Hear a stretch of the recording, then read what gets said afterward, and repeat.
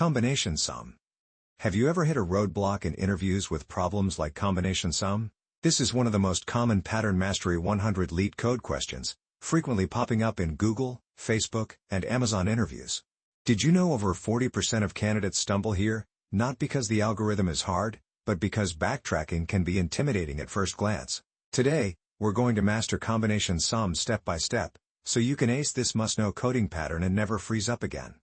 Let's break down combination sum. We're given an array of unique positive integers called candidates and a target number. Our goal? Find all unique combinations where the numbers sum up to the target. Each number in candidate test can be chosen unlimited times, and combinations must not be duplicated or rearranged. We need to return a list of all possible combinations, with each combination as a list. What are the challenges? A brute force approach would be to try every subset, but that's exponential time, way too slow. We need a smart strategy. This is a textbook backtracking problem.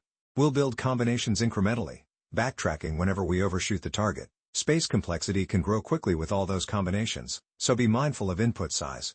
Duplicates are avoided naturally if we always build from the current index forward. Here's our plan. Sort the candidates, optional, but helps with optimization.